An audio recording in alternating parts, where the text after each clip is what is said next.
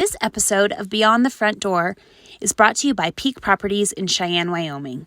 With over 75 years of combined experience in real estate, it's our goal to help clients buy and sell and save by providing the information you want and the professional services you expect. Let us help you with your residential, commercial, HUD, income-producing properties, as well as vacant land and rental needs. To learn more, visit www.sellcheyenne.com. Hi, welcome. You're listening to Beyond the Front Door podcast with Lindy and Rhea, and we bring you real estate stories that will inspire you, make you laugh, cry, cringe. Come on in. We put the Rio in real estate.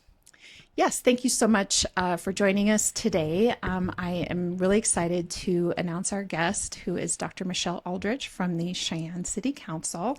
Thank you so much for being with us today. Thanks for inviting me. Yes, of course. I was telling Lindy that I've gotten to know you a little bit through Rotary and then through the Wyoming Prevention Action Alliance, that, you know, anything related to education and youth and substance abuse prevention and mental health and all of that. And so it's just been a pleasure to get to know you over the last couple of years. So I'm wondering if you can just start off by telling us a little bit about yourself, your family, how long you've lived in Cheyenne. Sure. Yeah. Well, I actually grew up in Cheyenne. My parents moved here in 1969 during the Boeing missile era, when all the missile sites were being built with Boeing. Interesting. And so I came as an elementary school child and then grew up here and married my high school sweetheart, and who was actually born and raised here. It's not very often you find people that were actually born and raised in Cheyenne. Sure. And then after we were married, we left Cheyenne for 20 years to pursue education and to pursue other jobs. And so we had the opportunity to live in Fort Collins, Colorado. We lived in Lusk, Wyoming, not to be confused with Lust. I never even thought of that before. Yeah, people commonly mistake that. Then we lived in Laramie, and we lived in Rawlins. So we had an opportunity to really experience small communities as well as metropolitan areas. And it brought us back, after 20 years, back to Cheyenne, after our girls were raised and off to college on their own. And family drew us back, as well as careers. Sure. And so we've been back in Cheyenne for about 23 years now, and have really enjoyed seeing the progress that Cheyenne has made, and really getting involved in the leadership of our community has been really eye-opening. Professionally, I'm a teacher, and so spent 15 years teaching out at Triumph High School, our alternative school here in Cheyenne, and then moved over to the dark side to administration at the Wyoming Department of Education. And I watched what was going on in our community and in our city government, and just thought, you know, we can do better.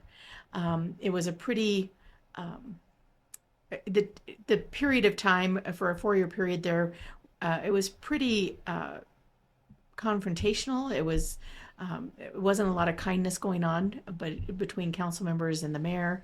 And I just thought, we can model better behavior for our students, and we can do better. Was this pre-pandemic? Or this was all pre-pandemic, yeah. All pre-pandemic, gotcha. Yeah.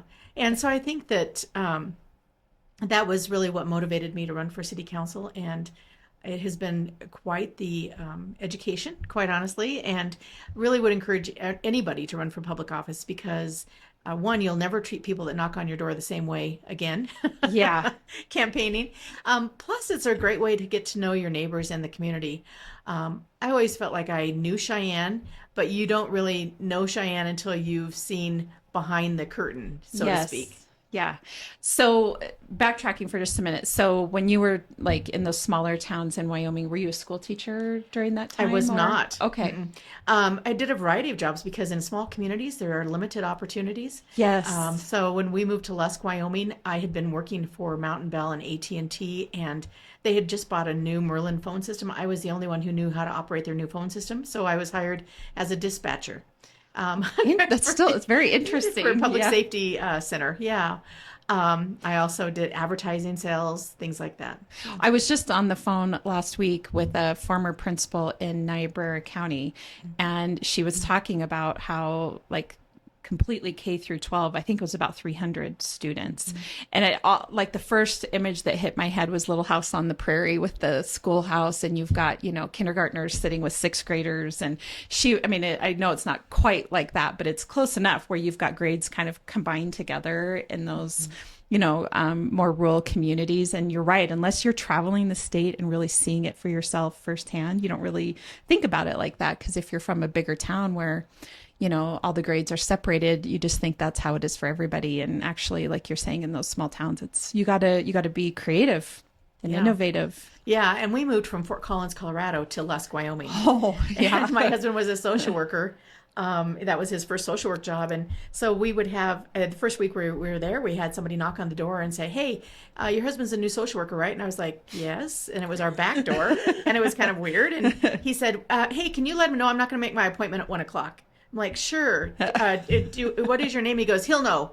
I'm like, okay. Yeah. Sheriff Kozak talked about that a little bit. Like, is it normal? It is in small towns. Yeah. I think he mentioned that too, that people, if they have a problem and, in the community, they just knock on your door in those smaller towns. And people have knocked on my door. My husband's a police officer, and there is a cop car in front of our house, and they have knocked on the door. Yeah. And asked if he was there.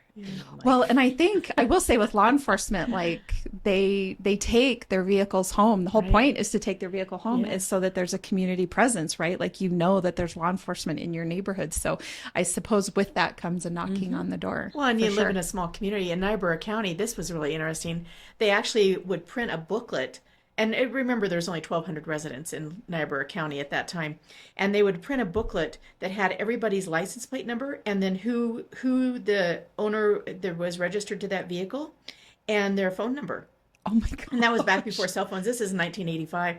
And they would sell those booklets for $2 a piece. And everybody kept one in their glove box. So when you saw somebody's car parked in front of somebody's house, you're like, oh, I wonder who's visiting them. And you just pull out this booklet and you could tell.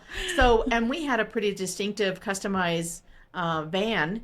And I would get calls during the day that would be like, hey, what's your husband doing over at so-and-so's house? I'm like, I don't know. He's at work. That feels very gossipy. It is. It's very gossipy, right? I had a neighbor one time call me and go, Michelle, I think your chicken's burning on the front porch, because our barbecue grill was on the front porch. And I was like, thanks, Katie. And I ran out, and it was just smoking a lot. And it was just like, and she lived 2 blocks away, but it was empty lots. We lived out in Manville, empty lots between our house and her house, and she could see our front porch. So yeah, and they would print in the newspaper who went to their doctor's appointment in Scottsbluff and who had who over for dinner on Sunday. You're kidding. No, it was everyone's famous in a small town. That's right. 2 degrees of separation. Oh my God. But then like printing it as news, that's just fascinating. Yeah, in the weekly newspaper. If you wanted to see who died, you had to go to the post office, because they listed deaths that happened in between the weekly newspapers on a chalkboard in the post office. So the running joke in town was that you had to go to the post office to see if you were alive or dead that day. Oh my God. Yeah. But that's how they got the word out. Interesting. That is super small town, things rural have Wyoming. changed a bit. I'm curious, I guess, how it's still going in the smaller towns like that. But well, so I guess then going back to getting involved in leadership here in Cheyenne. So how long have you been with the city council? So I'm just finishing out my 4th year. So Okay. I'll be up for re-election again this spring. And I serve in Ward 3, which is the eastern side of Cheyenne, pretty much from Sweetgrass down south of Laramie County Community College, all the way out Highway 30 through Saddle Ridge, and to the west to Converse Avenue. And everything kind of below, there's a piece that dips down from Ward 2 and by Dildine School, but that area also on Highway 30 belongs to Ward 3. So Sure. a pretty large geographical area, about 27 and 30,000 individuals in that area. Okay. When you think about that, your average state senator represents about 3,000 people. It's a much smaller demographic than what we serve on city council. Oh, And I don't know if I really- knew that. Yeah, and at the end of the day, I mean, that's our primary focus, but at the end of the day, we're all working for the betterment of the entire community. And what happens on the east side of Cheyenne affects people that live in, the south side or on the west side. We're all intertwined for Right, sure. Exactly.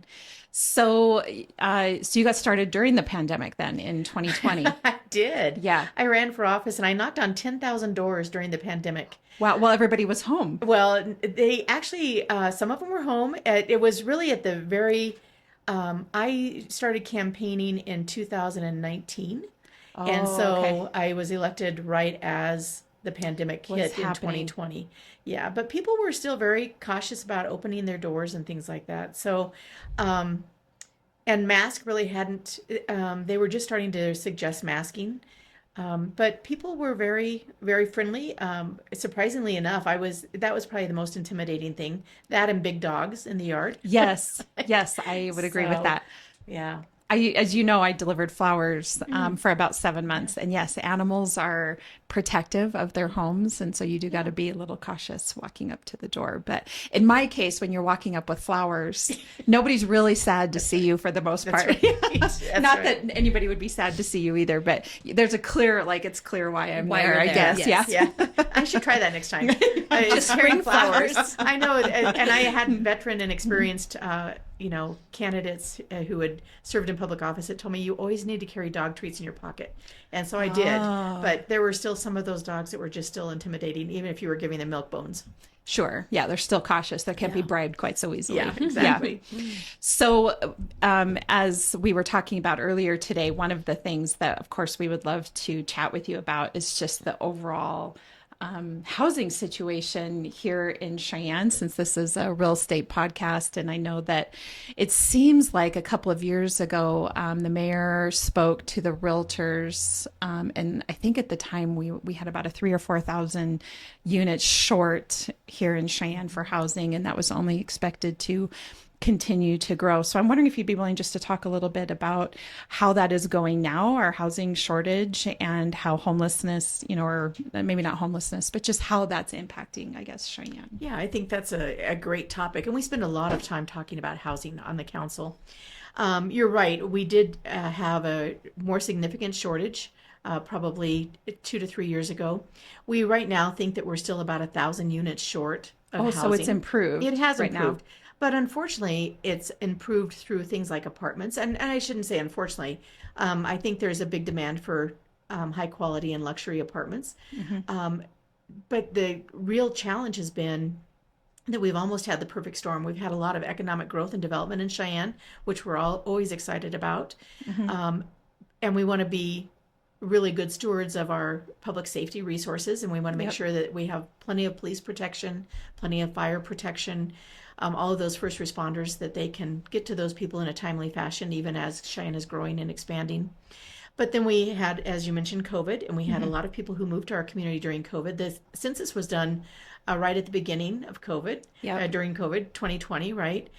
So we had people who were showing up in our community that were moving here, fleeing from the larger cities because Yep. they Because wanted of the lockdown. because Yep. of the lockdown, and a lot of them appreciated that we were not as strict as other communities about masking and things like that, and people could still enjoy the outdoors. That was a big time in the camping arena and the outdoors recreation area. And I used to say, I've been saying that if you weren't thankful to live in Wyoming before the pandemic, you were certainly thankful to be living in Wyoming during and after. Yeah, I think so. I think so. And I think people saw that. And, being able to work remotely really became popular.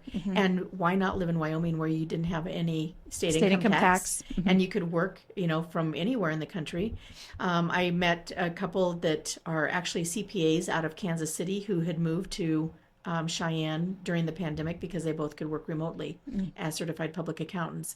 So I think that we had that going on. And then we also had interest rates after the pandemic that took a jump. Yeah. And so even people who had been saving and planning to purchase a home all of a sudden found out that they couldn't qualify. Yep. And so that just added to that exasperation of, how do we get into housing?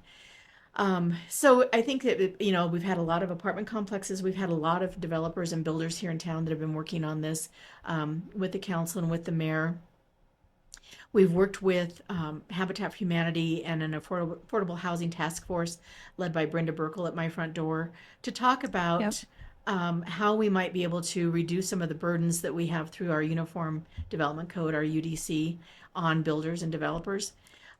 So, for instance, prior to this council, if you were building a building on a lot, that building could only take up 60% of the lot.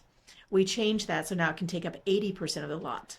Ah, nice. And part of that is also the water conservation that we're really trying to incorporate into development in our community, which I think sometimes people mistake xeriscaping for zero-scaping, and that's not what we're talking about at all. We're talking about using native plants and plantings that use less water and are more native to our community, so that we're not having to expend the type of water that we had to previously. And by lowering that amount of landscaping that's required for development, that lowers the cost, but it also allows for smaller lot sizes. And you'll see that that just passed this last week, and is being discussed actually during council right now, about lower lot sizes so that we can build things like in some areas they call them granny flats, or ADUs, additional housing units on the same property. So tiny houses, for instance. Sure. I was kind of wondering if we were going to see some of that come here. And I also think when we're talking about the development or growth of Cheyenne, I'll bet not everybody's really thinking about water conservation or how are we going to, take care of everybody that does live here. Yeah. So those are things you're facing as a city council. And I think that will really be probably our limiting factor is water for development. Now it comes from west of town, correct? Because I did leadership Cheyenne, and I recall that there's like a major, and we're at the top of the water chain. Am I correct? Well, kind of. So our water initiates over in Hogg Park, clear over in Carbon County. Yes. Okay. And then so it comes west. through, Yep. Okay. and then we pipe it in. And we do some trading of water at Seminole Reservoir. Okay. We also have water rights on the Colorado River, but as you probably have heard, the water compact is going to be rewritten in 2026. And if we were to lose our position for those water rights, potentially, and I don't think this will happen, but potentially we could lose half of our water overnight. Wow. And that would be very significant loss to us. Especially when you think about a lot of our development right now is pretty resource heavy. Our data centers require a lot of electricity, they require a lot of water. Although with the newer data centers, they're finding alternatives to that because they also recognize that water conservation is a big issue in most communities where they're building. Sure. So those have all been some issues that we've worked around with water conservation and with the Uniform Development Code. We also have looked at things like not requiring a certain percentage of the building to be brick or stone, and trying to lower costs that way so that developers are able to use siding that is less expensive and then can be painted in different colors to still have that aesthetic value. Sure. Okay. And be attractive, but not necessarily be as costly as what it would be if we required the brick and stone, for instance.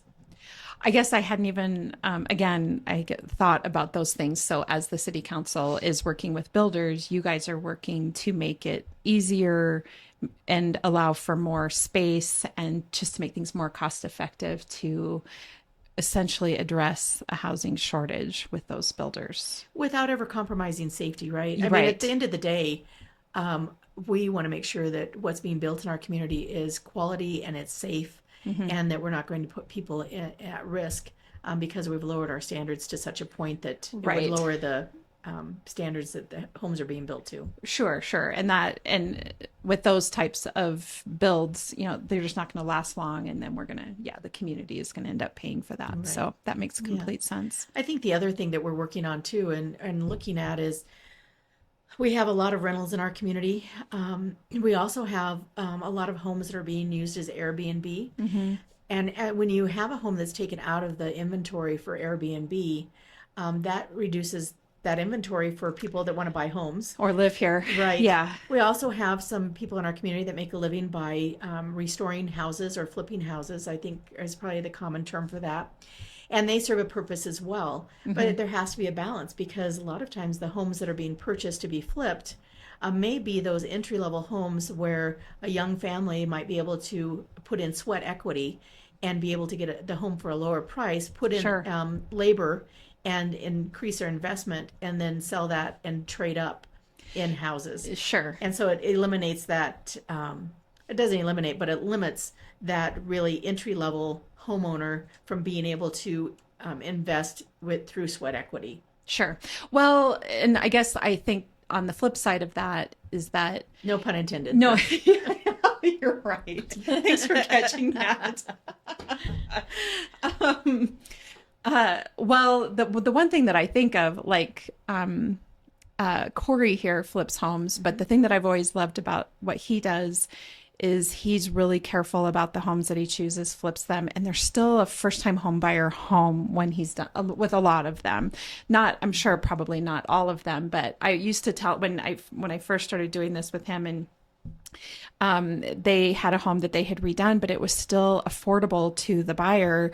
You know, that's really what we're looking for. So, because we're not going to have builders out there building entry-level homes, right? So if you have flippers that are willing to, because some homes, the hard part is that qualifying somebody through an FHA or VA loan, the homes have to have a certain level of standard to them, right? And that's protection for the home buyer because we don't want them getting in over their head. And I'm speaking to this because I'm working with a couple of buyers right now that are definitely entry-level home buyers, but a lot of the homes that are on the market are not going to go qualify for an FHA loan because they're in poor condition. It's too much work to be done. Yeah, too much sweat equity.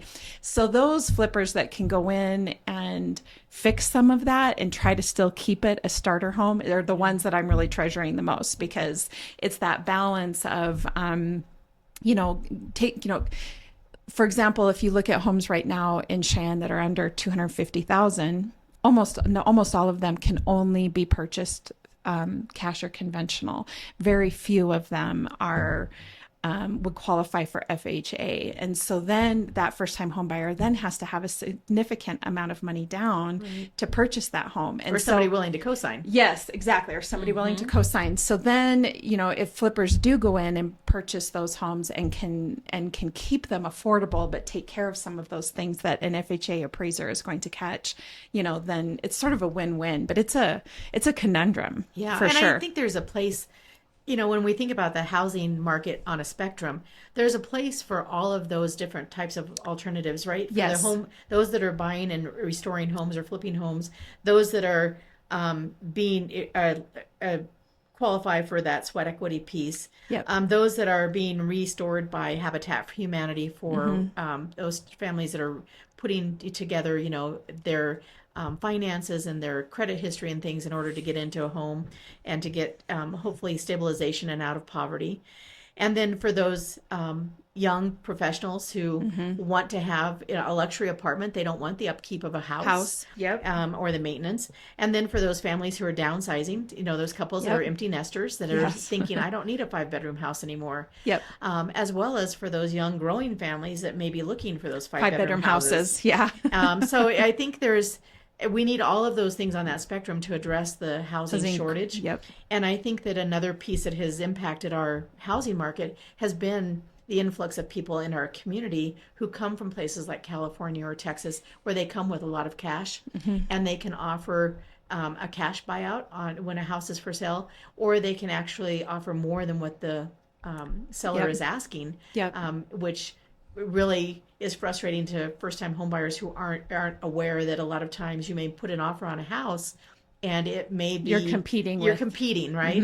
I have a daughter who lives in San Diego who bought a starter home 6 years ago at $400,000, 3-bedroom, 1-bathroom, 1-car garage.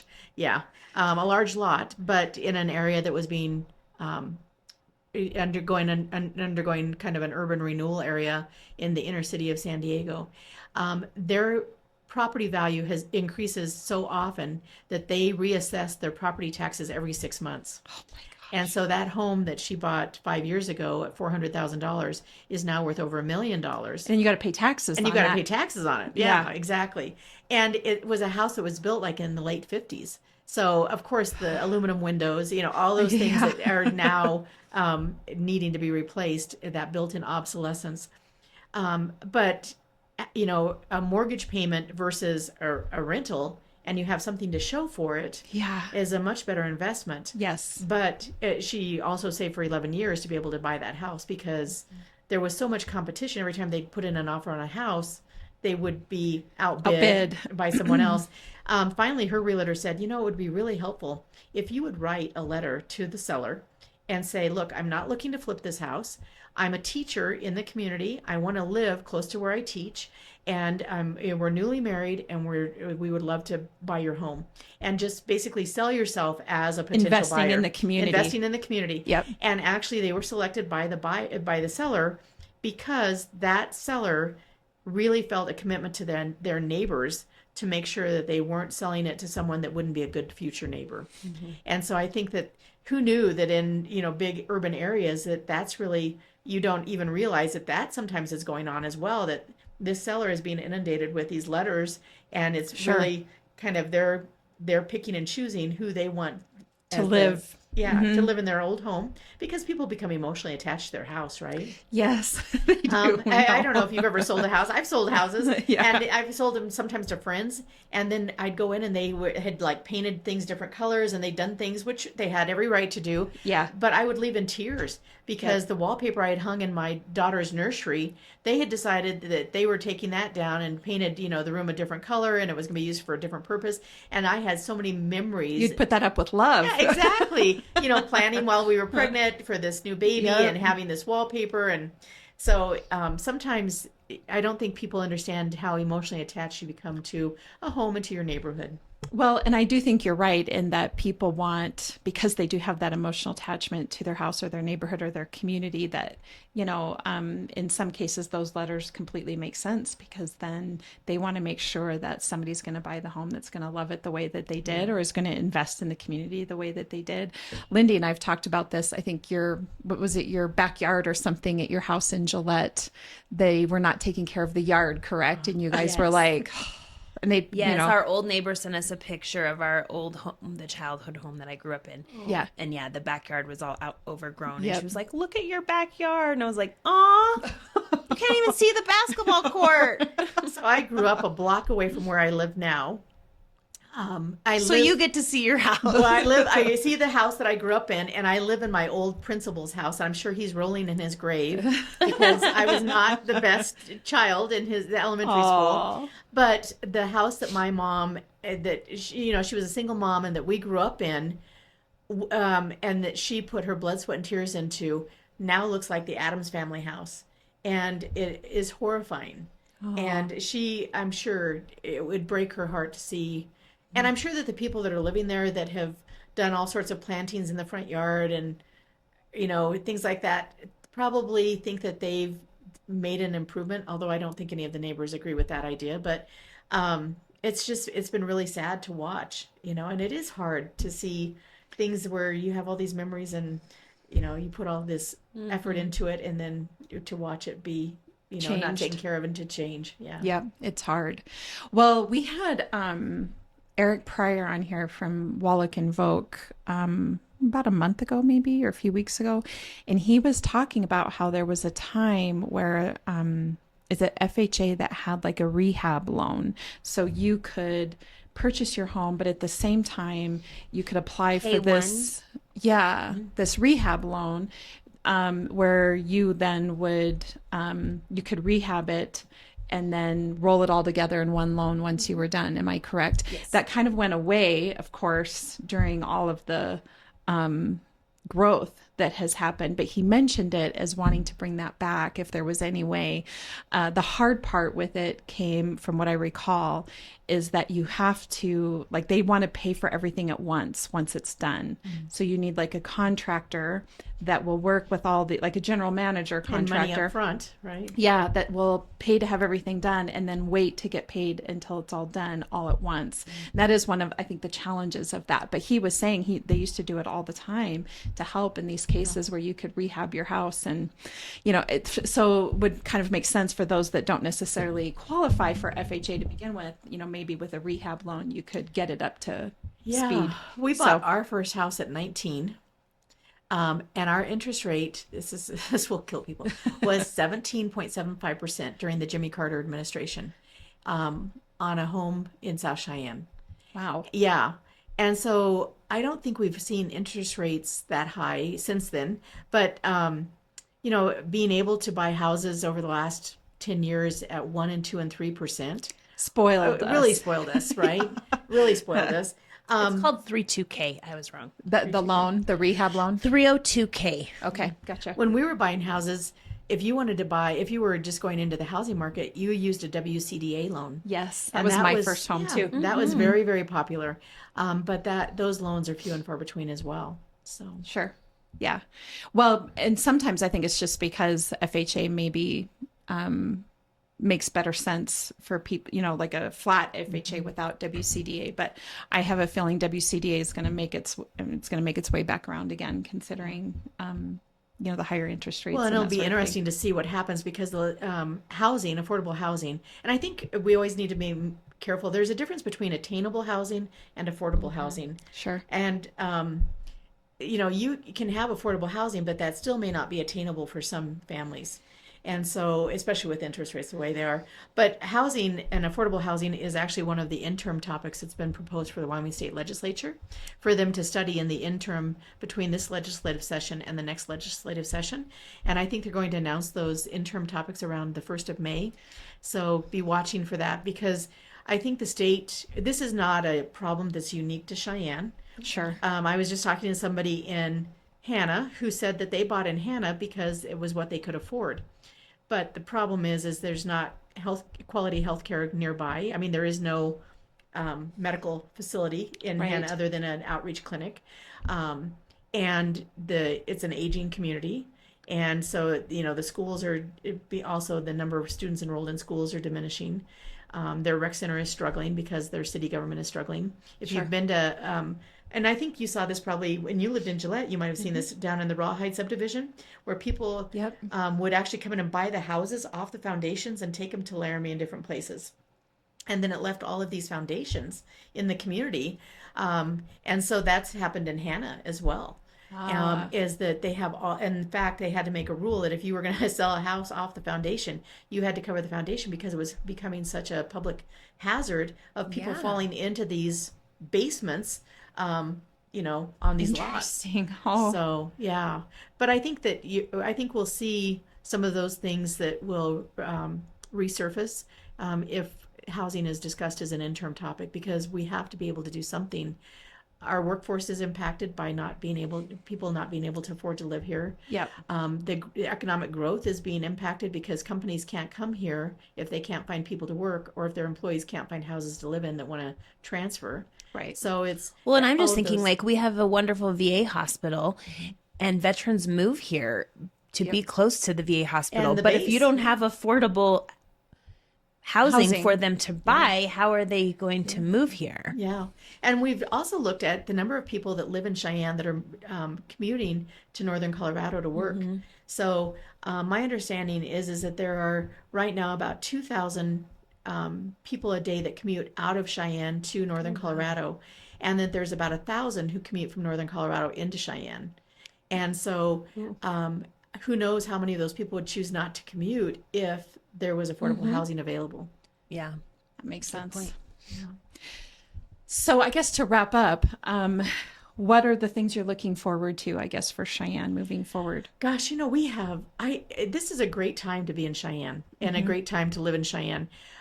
We are doing really, really well with companies because we sit at the corner of I-25 and I-80. We have a lot of companies who have chosen Cheyenne to relocate to, or to bring their business to, or to grow into. With the data centers coming online, Microsoft has invested a lot in this community. I think they're getting ready to build their 6th data center in Laramie County. We have others that are coming, the Cosmos project.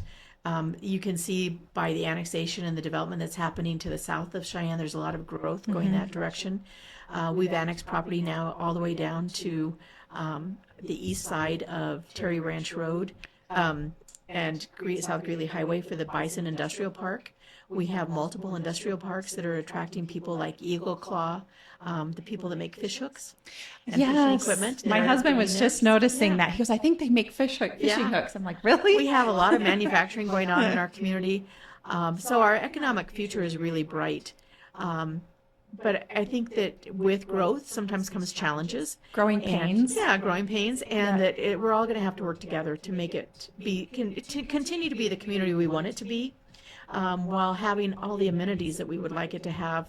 And that doesn't mean that those are all brought forth just by state and city dollars and Right. county dollars, right? It's through small business, It's through small communities. business, and that's Yep. really what Communities in Wyoming is really built on, the backs of the small businesses that make our communities great. And revitalizing our downtown area, I think we've worked on that really a lot over the last 10, 15 years or so, and we're seeing the benefit from that. We have some great, I always say to people that I work with, because I work with people across the country, where else can you live and finish your job up at 5 o'clock and be on the golf course by 5:15, or be out at Kurt Gowdy by 5:30 Yeah. and be hiking or mountain biking? Yep. We have a quality of life here that I don't want to give up just to have more jobs and more big business. And I don't think we have to sacrifice that. I think we can have it all. But it's going to take cooperation. It's going to take some thinking outside the box. It's going to take a lot of input from people in the community. I'm always thrilled when we have people show up at a city council meeting, or that engage by reaching out and emailing us to let us know what they're thinking, because we're not mind readers. We're good at a lot of things, but we're not good at reading minds. Yeah. And we need to hear what they want, what they see, what they need. I tell everybody all the time, if you have a thought, email your city council person. Absolutely. You guys do the coffee, at We do. Dasbog or whatever.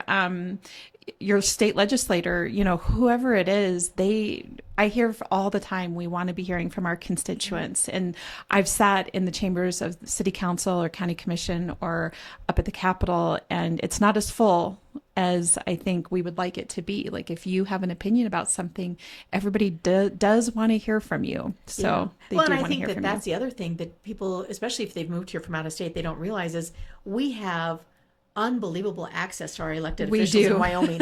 Where else can you walk into a state capitol building Yeah. and make an appointment with the governor, as a Right. citizen, your average citizen? And we do hold the council on coffees the third Saturday of every month from 9 to 11 at Dasbog. We would love to have anybody drop by. Yes. Maybe they've lived somewhere else and they have some great ideas that might work here in Cheyenne. I'd love to hear what's worked in other communities. Maybe you've done some things in other communities that you think don't ever do that here. We've also had people come and tell us that.